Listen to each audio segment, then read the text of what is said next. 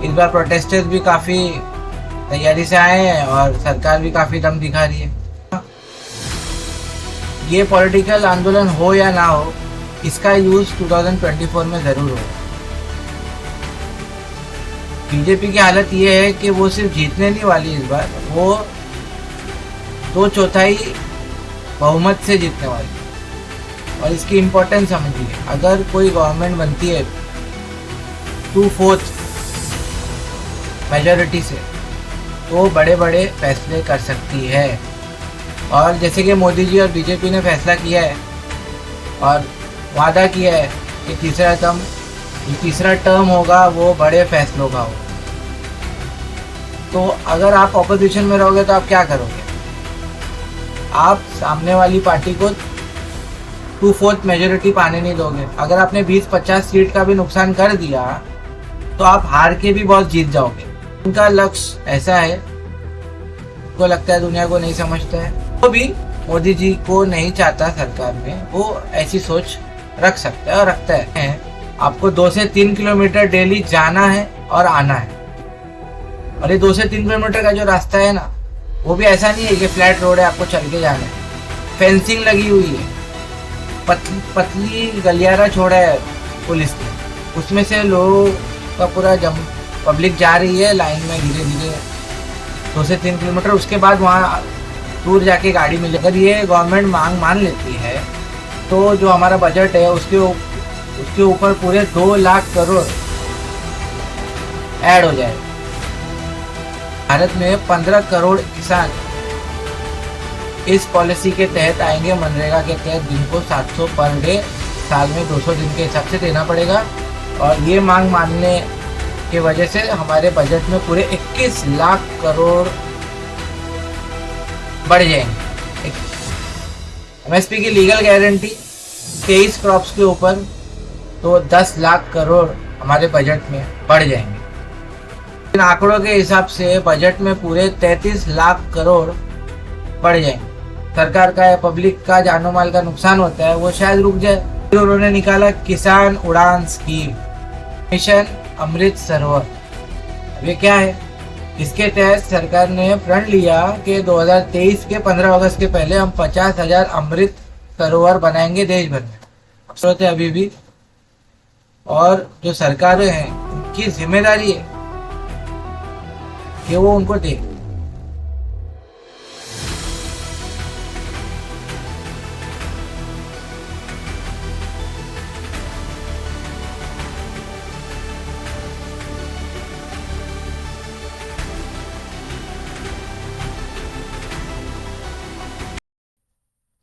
वंदे मातरम दोस्तों, भारत माता की जय। आज हम बात करेंगे किसान आंदोलन की, जो कि चल रहा है। इस बार प्रोटेस्टर्स भी काफ़ी तैयारी से आए हैं और सरकार भी काफ़ी दम दिखा रही है। हम आज पूरा मामला शॉर्ट एंड सिंपल भाषा में समझेंगे ताकि आपको कोई भ्रमित ना कर पाए। क्योंकि मैं स्टार्टिंग में बोलना चाहूँगा, ये पॉलिटिकल आंदोलन हो या ना हो, इसका यूज़ 2024 में ज़रूर होगा और आपको भ्रमित किया जाएगा। तो ये कुछ पीस ऑफ इंफॉर्मेशन आपके लिए लेके आया हूँ ताकि आपको कुछ क्लैरिटी मिले और कोई आपको भ्रमित ना कर पाए।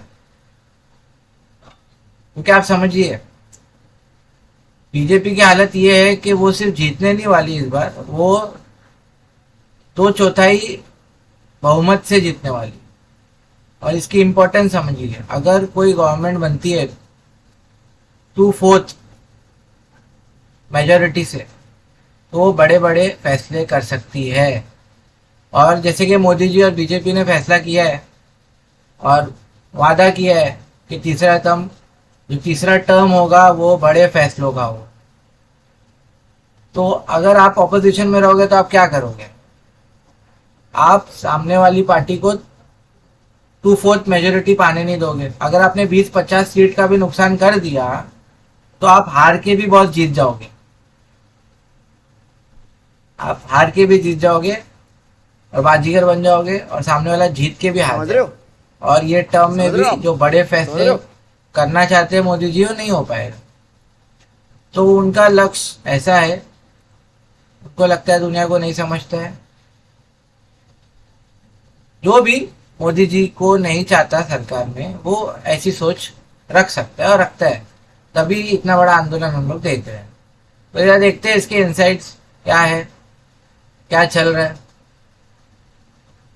मेरा वीडियो डिटेल से ज़्यादा सोल्यूशन के ऊपर फोकस करेगा, क्योंकि ज़्यादातर न्यूज़ और जो भी आप देख रहे हैं वो सब प्रॉब्लम को डिफाइन कर रहा है, लेकिन कोई भी सोल्यूशन की बात नहीं कर रहा है। तो लेट्स टॉक अबाउट सोल्यूशन।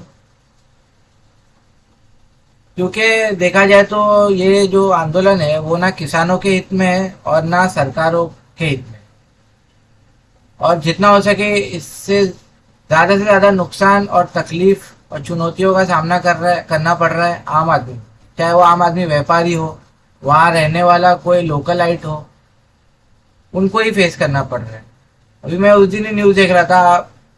आप खुद सोचिए, आप वहाँ पे रहते हैं, आपको 2 से 3 किलोमीटर डेली जाना है और आना है, और ये 2 से 3 किलोमीटर का जो रास्ता है ना, वो भी ऐसा नहीं है कि फ्लैट रोड है आपको चल के जाना है, फेंसिंग लगी हुई है, पतली गलियारा छोड़ा है पुलिस ने, उसमें से लोगों का पूरा पब्लिक जा रही है लाइन में धीरे धीरे 2 से 3 किलोमीटर। उसके बाद वहाँ दूर जाके गाड़ी मिलेगी, ट्रांसपोर्ट मिलेगा, क्योंकि वो सारा पूरा एरिया ब्लॉक्ड है।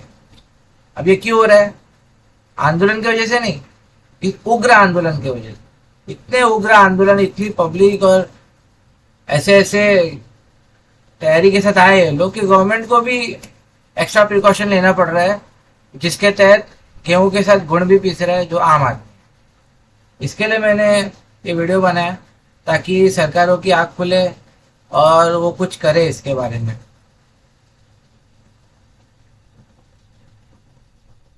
तो समझते पहले किसानों की मांगे क्या हैं, ताकि आप खुद डिसाइड कर पाए कि क्या करना चाहिए। तो पहली मांग तो यही है कि हर वो किसान जो 60 साल के ऊपर की उम्र का है, उनको 10,000 रुपये का वेतन शुरू किया जाए। तो अगर ये गवर्नमेंट मांग मान लेती है, उसके ऊपर पूरे 2 लाख करोड़ ऐड हो जाएगा। ओके, आगे चलते। ये पहली जो मांगे वो कि हर एक किसान जो 60 साल के ऊपर का है उसको 10,000 रुपये का वेतन दिया जाए, और इसके तहत हमारे बजट में 2 लाख करोड़ ऐड हो जाए। अब दूसरी मांग देखते हैं। दूसरी मांग है किसानों को कि मनरेगा के तहत जो उनको 700 पर डे का मिलता है, या मनरेगा के तहत उनको 700 पर डे का दिया जाए और साल में 200 दिन के हिसाब से दिया जाए। और अगर ये मांग मान ली जाए तो पूरे भारत में 15 करोड़ किसान इस पॉलिसी के तहत आएंगे, मनरेगा के तहत, जिनको 700 पर डे साल में 200 दिन के हिसाब से देना पड़ेगा। और ये मांग मानने के वजह से हमारे बजट में पूरे 21 लाख करोड़ बढ़ जाएंगे, 21 लाख करोड़। अब दूसरी मांग सुन लीजिए। दूसरी मांग है एमएसपी की लीगल गारंटी 23 फसलों पे, 23 क्रॉप्स पे, जो कि फॉर्मूला इन लोगों ने दिया है। जो फॉर्मूला है एमएसपी का कि 50% प्रोडक्शन कॉस्ट से ऊपर होना चाहिए, 50% more than the production cost. तो आपका जितना लागत में लगा है उसका दुगना आपको चाहिए बेसिकली। या एमएसपी की लीगल गारंटी 23 क्रॉप्स के ऊपर जो प्रोडक्शन कॉस्ट जो होता है उससे हायर होना चाहिए 50%। ओके, तो जो भी आपका लागत लगा है उससे 50% ज़्यादा आपकी कीमत होनी चाहिए। ये होती है एमएसपी की लीगल गारंटी, एमएसपी का फॉर्मूला। और ये मांग मान ली जाए जो कि मेन मांगों में से एकदम, तो 10 लाख करोड़ हमारे बजट में बढ़ जाएंगे। तो ये रही 3 मेन मांगे, इसके ऊपर पूरा आंदोलन टिका हुआ है। ऐसे तो और भी मांगे, लेकिन ये 3 मांगे मेन है। अब हमने जो डिस्कस किया और कुछ आंकड़े आए उसमें जो ऐड हो रहे हैं हमारे बजट के अंदर इन मांगों के वजह से, तो अगर तीनों मांगे मान ली जाए तो इन आंकड़ों के हिसाब से बजट में पूरे 33 लाख करोड़ बढ़ जाएंगे। और अभी हमारा बजट है 47 लाख करोड़ का, और अगर ये एडिशन हो गया 33 लाख का, तो टोटल हो जाएगा 80 लाख करोड़, जो कि दुगना है हमारे बजट का। बाकी आप समझदार है, जब बजट दुगना हो जाएगा तो कहाँ से सरकार भरपाई करेगी, टैक्स किसका बढ़ेगा, टैक्स कौन भरता है, तो टैक्स भरता है क्या उसकी गलती है जिसको उसको सजा मिलेगी। तो कि आपकी विवेक पे मैं छोड़ता हूँ, आप खुद फैसला करें कि अर्थव्यवस्था के लिए ये कितना हानिकारक होगा। अब ये तो हो गई किसानों की उनकी मांगों की बातें। अब बात करते हैं सरकारों की, सरकार को क्या करना चाहिए या नहीं, क्या नहीं करना चाहिए। अब देखिए, सरकार बात कर रही है उन लोगों से, किसानों की बातचीत चालू है गवर्नमेंट के साथ, लेकिन वो नतीजा निकल रहा है जो लास्ट ईयर निकला था। कोई मानने को तैयार नहीं दोनों में से, और ये आंदोलन चलेगा। और तो अगर आप सच में गवर्नमेंट इस आंदोलन को रोकना चाहती है, अगर सच में वो ट्रांसपेरेंट है और सब समझ रहे हैं मांगे कितनी मानने लायक है या नहीं है, क्योंकि समझिए, कांग्रेस हो या बीजेपी, कोई भी सरकार हो, आने वाली कोई भी सरकार हो, देश की कोई भी सरकार हो, इन मांगों को नहीं माना जा सकता, क्योंकि ये देश की अर्थव्यवस्था को बर्बाद कर देगा। लेकिन आंदोलन करना है तो किया जाए, लेकिन अच्छे अच्छे अर्थव्यवस्था जो डॉक्टर्स है, इकोनॉमिस्ट है, सबने यही बोला है कि ये देश की अर्थव्यवस्था के लिए काफी खराब मूव होगा अगर मान लिया जाए तो ये सब जानने के बाद गवर्नमेंट को भी ये आंदोलन को एकदम फ्रंट फुट पे आके खेलना चाहिए, लास्ट टाइम के जैसा नहीं। हम ये चाहते, तो गवर्नमेंट सीधा उनके हेड को बुला सकती है, अगर वो ना आए तो वो जा सकते हैं आंदोलन में उनके साथ, मीडिया को लेके, मीडिया के साथ जैसे प्रेस कॉन्फ्रेंस होती है, सब कुछ लाइव आप बात कीजिए उनके साथ में, ताकि पब्लिक के सामने हो जाए कौन नहीं मान रहा है, किसकी गलती है, क्या बातचीत चल रही है, और ट्रांसपेरेंसी हो जाए। और अगली बार भी अगर कोई आंदोलन हो रहा हो, पॉलिटिकल आंदोलन या बेमतलब का आंदोलन, तो उनको भी ये क्लियर रहे कि हमको पब्लिक के सामने सब कुछ बोलना पड़ेगा। तो शायद बेवजह की आंदोलन जो फ्यूचर में हो और जिनसे सरकार का या पब्लिक का जानो माल का नुकसान होता है, वो शायद रुक जाए, आप ऐसा कोई कड़क स्टेप ले तो। बाकी आपके ऊपर है, लेकिन लोगों को भ्रमित नहीं होना चाहिए, क्योंकि ये मेन मांगे हैं किसानों की, और ये मान लिया तो आम आदमी पिसेगा और कोई नहीं पिसेगा, ये आम आदमी को समझना है। मोदी जी जब 2014 में जीत के आए, उन्होंने ज्यादातर उन विषयों में काम किया जो विषय काफी सालों से अटके हुए थे, भटके हुए थे, या तो कभी टच ही नहीं किए गए। जैसे फौज के लिए हथियार खरीदना, फाइटर हेलीकॉप्टर्स, जेट्स, राफेल जैसे खरीदना, 370 कश्मीर से हटा के आर्मी को और मजबूत करना, ये कुछ काम हुए आर्मी सेक्टर में। हेल्थ सेक्टर में उन्होंने काम किया, आयुष्मान योजना जैसी पॉलिसी लाके, जो हेल्प करता है एक गरीब आदमी की कहीं ना कहीं। आगे चलिए, इकोनॉमी, अर्थव्यवस्था के लिए उन्होंने, अर्थव्यवस्था और इकोनॉमी को बूस्ट करने के लिए वो मेक इन इंडिया और जनधन योजना जैसे स्कीम्स लेके आए। और भी बहुत सारी फील्ड्स है, लेकिन अभी आज हमारा विषय किसान आंदोलन है, तो किसान के ऊपर रहेगा। अब मैं बताता हूँ किसान और एग्रीकल्चर के लिए 2014 से मोदी जी ने क्या किया, सिंपल भाषा में।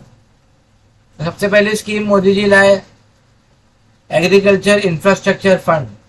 पहले क्या होता था, किसानों को जो छोटे मोटे लोन होते हैं, छोटे मोटे 5-10-15 हज़ार, जैसे एक झुग्गी बनानी है खेत में रहने के लिए, रात को सोने के लिए, या कुछ छोटे मोटे काम, कुछ खर्चा उनको बिजनेस के लिए लगता है, तो पहले पर्सनल लोन ये सब मिलना बहुत मुश्किल होता था। अभी मोदी जी ने गवर्नमेंट एक पॉलिसी बना दी है गवर्नमेंट की कि एग्रीकल्चर इंफ्रास्ट्रक्चर के लिए भी आपको फंड्स मिलेगा। आपको सिर्फ गवर्नमेंट बैंक्स में जाके अपनी रिक्वेस्ट देनी है। एनिमल सेकेंड पॉलिसी निकाला उन्होंने, एनिमल हस्बेंड्री इंफ्रास्ट्रक्चर डेवलप।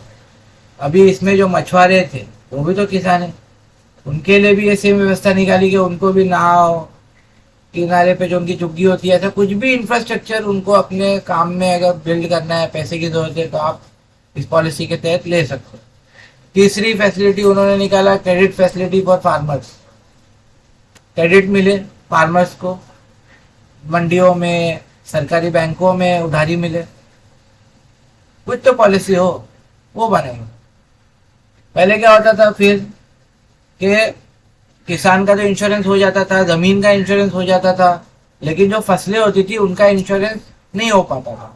बड़े बड़े जमींदारों का हो भी जाए, लेकिन जिसकी छोटी जमीन होती थी 2-4 एकड़ हो गई, उनकी इंश्योरेंस होना बहुत मुश्किल था। मैं आपको एग्जांपल देके समझाता हूँ। मैंने LIC में भी काम किया, इंश्योरेंस में भी काम। हम लोग वहाँ पे कस्टमर से पूछा करते थे कि क्या आप सिगरेट पीते हैं, धूम्रपान करते हैं? और कस्टमर ने बोला नहीं तो वेल एंड गुड, अगर हाँ तो फिर उसमें बहुत सारा था कि आप भी पीते हैं क्या, छोड़ दिया है? अगर छोड़ दिया है तो कम से कम 5 साल अगर छोड़ के हुआ है, अल्कोहल हो या सिगरेट हो कुछ भी, आपको 5 साल हो गया है तो ही वो आपका गिना जाएगा कि आप नहीं पीते हो, वरना आप पैसिव स्मोकर्स में आओगे और आपका जो प्रीमियम होगा LIC का वो सेम होगा जो एक स्मोकर का होगा। इसको रिस्क फैक्टर बोला जाता है, फॉर्मूला में आता है जब आप इंश्योरेंस लेते हैं। जो लोग ने लिया है वो इत्तेफाक रखेंगे मेरी बात से, वो समझेंगे। तो रिस्क बहुत होता है फसलों में कंपेयर टू द किसान और उस जमीन पे, तो उस पे इंश्योरेंस या लोन कुछ भी होना बहुत मुश्किल था पहले। तो मोदी जी ने क्रॉप इंश्योरेंस निकाला, फसलों का नुकसान जो बचाता है किसानों को नॉन प्रिवेंटेबल नेचुरल रिस्क, जैसे बारिश ज्यादा होगी, बाढ़ आ गई, सूखा पड़ गया, ये सारे जो नॉन प्रिवेंटेबल नेचुरल रिस्क है उससे खेतों के लिए इंश्योरेंस होता है। ये मोदी जी ने शुरू किया। फिर ग्रुप एक्सीडेंट इंश्योरेंस, जो मछुआरे होते हैं जो दिन भर समुद्र में कितने बार निकाल देते हैं, 2-2 दिन मच्छियों के लिए मच्छी पकड़ने के चक्कर में, और कभी कभार बारिश के सीजन में या नॉर्मली भी कोई हादसे का शिकार होकर उनकी जान चली जाती है। तो जैसे मैंने अभी आपको समझाया कि रिस्क फैक्टर होता है इंश्योरेंस में और बहुत चीज़ों में, लोन्स में, तो उनको यहाँ पे इंश्योरेंस की फैसिलिटी भी जल्दी मिल नहीं पाती थी क्योंकि फिशरमैन थे और डायरेक्ट रिस्क थी उनके लाइफ को, तो इंश्योरेंस कंपनियां ज़्यादातर ऐसे केसेस में नहीं देती है इंश्योरेंस। तो उनके लिए उन्होंने निकाला ये एक्सीडेंट इंश्योरेंस फॉर फिशरमैन, ताकि जो मछुआरे जाते हैं वो बेफिक्र होके जाए, अपना काम करे, कुछ हो तो उनके फैमिली को इंश्योरेंस मिले। फिर उन्होंने डेयरी फार्मर्स के लिए भी काम किया, वो भी फार्मर्स है। एक सरकारी सपोर्ट सिस्टम बनाया डेयरी फार्मर्स के लिए, जो पहले इतना नहीं था। आपस में समझ बुझ के जो होता है लोगों में वो अलग चीज़ है, मैं उसकी बात नहीं कर रहा हूँ। गवर्नमेंट लेवल पे एक सिस्टम नहीं था जो मोदी जी ने बनाया डेयरी फार्मर्स के लिए। फिर एनिमल हस्बेंड्री और फिशरमैन, मतलब वो डेयरी फार्मर पोल्ट्री फार्म से चलाते हैं, चिड़ियों का अंडों का व्यवहार करते हैं, मच्छियों का, वो भी किसान है। उनको भी उधार और क्रेडिट कार्ड की फैसिलिटी उन्होंने कोशिश की देने की, ये पॉलिसी के तहत, KCC for animal husbandry and fisheries. फिर उन्होंने निकाला किसान उड़ान स्कीम। इससे आदिवासी और छोटे छोटे और दूर दराज में रहने वाले गांव के जो छोटे छोटे किसान होते हैं ना, जिनके प्रोडक्ट में क्षमता होती है एक्सपोर्ट होने की, बाहर जिनका फैसिलिटी होता है या बाहर जिनकी डिमांड होती है, उनको फैसिलिटी दी कि उनके जो भी सामान है, प्रोडक्ट है, उसको फ्लाइट या उड़ान के यूज से एक्सपोर्ट करने में उनको मदद मिले। और इस स्कीम का नाम रखा कृषि उड़ान। अभी जब मैं ये पॉइंटर्स देख रहा था, इसमें मेरा फेवरेट, अभी मैं आपको बताऊंगा, ये स्कीम जो मैं बताऊंगा मेरी फेवरेट है, मिशन अमृत सरोवर। अब ये क्या है? इसके तहत सरकार ने प्रण लिया कि 2023 के 15 अगस्त के पहले हम 50,000 अमृत सरोवर बनाएंगे देश भर में। अब सरोवर क्या होता है? तालाब, लेक। हर एक गाँव में एक बना दिया रहेगा तालाब, तब उससे वहाँ के लोकल लोगों के जनहित में, जन जो वहाँ पे लोग रहते हैं उनके जनजीवन में भी मदद मिली, खेती बाड़ी की सिंचाई में भी मदद मिलेगी, और काफी दिनों तक वो रहेगा, काम आएगा, और वो एक नेचुरल इनिशिएटिव दिखता है जो काफी अच्छी चीज है। और ये सबसे आखिरी पॉइंट मेरा जो सबसे ज्यादा फेमस है, और ये मैं पहले बोलता तो जो मोदी विरोधी है और जो लोग आ जाएंगे क्रिटिसाइज करने के लिए, वो लोग बोलेंगे ये तो टेप रिकॉर्डर चालू हो गया मोदी जी का। ये सबसे फेमस है, और आपने न्यूज में जो प्रवक्ता आते हैं बीजेपी के और न्यूज वाले जो एंकर्स होते हैं, सबके मुंह से ये सबसे पहली स्कीम सुनी होगी मोदी जी की, इसके मैंने इसको लास्ट में रखा है क्योंकि वैसे ही बहुत फेमस है ये क्या है स्कीम? प्रधानमंत्री किसान सम्मान निधि।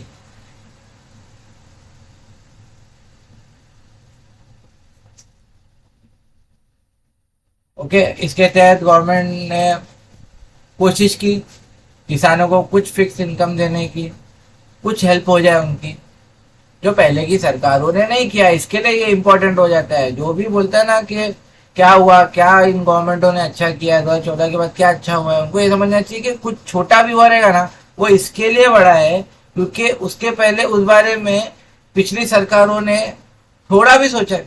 कुछ भी काम किया जाता ना तो एक बार समझ में आता है, कुछ भी काम नहीं किया। मैं आगे और वीडियोस बनाऊंगा इसके ऊपर, आपको बताऊंगा कि वो सारी क्या कमियां थी जिसके वजह से हमारे देश की 2-3 पीढ़ियां गरीब रह गई, और आज जो पोटेंशियल हमें हमारे देश का देख पा रहे हैं वो पहले ही हो सकता था।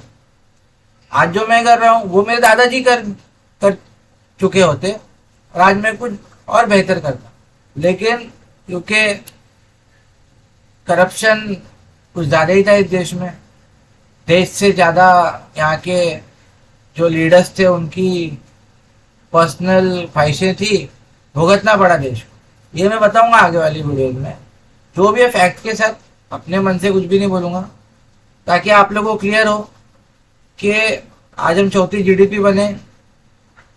जो गवर्नमेंट आज आके बोल रही है कि हम बेहतर कर सकते हैं, उनको बहुत मौका मिले अभी, इसीलिए आप भ्रमित नहीं कर पाओगे लोगों को। ये लोग भ्रमित होके गलत लोगों को चुन ले और मेरे देश को फिर से भुगतना पड़े। जैसे कि मैं बोलता हूँ, हमारे देश, हमारे चैनल का जो नाम है सेंट्रिक सनातनी, मैं हमेशा सेंटर की बात करता हूँ, नो राइट नो लेफ्ट। जो मेरे देश के लिए अच्छा है, जो मेरे सिटीजन के लिए अच्छा है, जो मेरे लिए अच्छा है एज ए सिटीजन, मैं उसकी बात करूँगा। अब उससे किसी भी पॉलिटिकल पार्टी को नुकसान हो, किसी भी आइडियोलॉजी को नुकसान हो, आई डोंट केयर, और मेरे को लगता नहीं कि किसी को भी केयर करना चाहिए, क्योंकि देश से बढ़ के कुछ नहीं, और हमारे देश का हित जिसमें उसमें हमारा हित होना चाहिए, और उसके लिए हमें बोलना चाहिए, और वही मैं करने की कोशिश कर रहा हूँ। और ये तो आधे से भी कम काम है जो मैंने गिना है, अगर पूरे गिनाने जाऊंगा तो 2 से 3 घंटे का वीडियो बनाना पड़ेगा बॉस। मैंने कुछ काम गिना है, आप खुद जाके ऑनलाइन पढ़ सकते हैं, आपको कुछ समझ में आ जाएगा कि कितने काम हुए हैं। और ये सारे काम बताने का मेरा ये कारण नहीं था कि मेरे को एक रूलिंग पार्टी का वाहवाही करना था या मैं मोदी भक्त हूँ। मैंने जैसे अभी बताया, मेरे देश के लिए जो अच्छा है वो मैं बोलूँगा, और ये सब मैंने इसके लिए बताया क्योंकि लोगों को ताकि जज करने में आसानी हो कि अभी की जो प्रेजेंट गवर्नमेंट है जिसको इतना विलन बताया जा रहा है, उसकी नीयत क्या है, उसकी कार्यशैली क्या है, उसे 10 साल में क्या किया है, बस फिर वो खुद डिसाइड करे। और मैंने कभी नहीं कहा कि यहाँ के किसानों को किसी चीज़ की ज़रूरत नहीं है। किसानों को बहुत चीज़ों की ज़रूरत है अभी भी, और जो सरकारें हैं उनकी जिम्मेदारी है कि वो उनको दे। और ये फैक्ट बता के आपको जागरूक करने का मेरा यही मोटिव है कि आप समझिए कि क्या अभी की ये जो सरकार है वो ये सब कर पाएगी जिम्मेदारी वाले काम के जो पिछली सरकारें थी वो करेंगी। आप खुद डिसाइड कीजिए। तो आज के लिए इतना ही दोस्तों, तो मिलते हैं अगली बार ऐसे ही इंटरेस्टिंग और इन्फॉर्मेटिव वीडियो के साथ। हमें सब्सक्राइब करें और बेल आइकॉन दबाना ना भूलें ताकि अगली बार आपको अगली वीडियो का नोटिफिकेशन आ जाए। हमें लाइक करें, शेयर करें ताकि हमें प्रोत्साहन मिले और हमारी वीडियो की रीच बढ़े। आज के लिए इतना ही। वंदे मातरम दोस्तों, भारत माता की जय।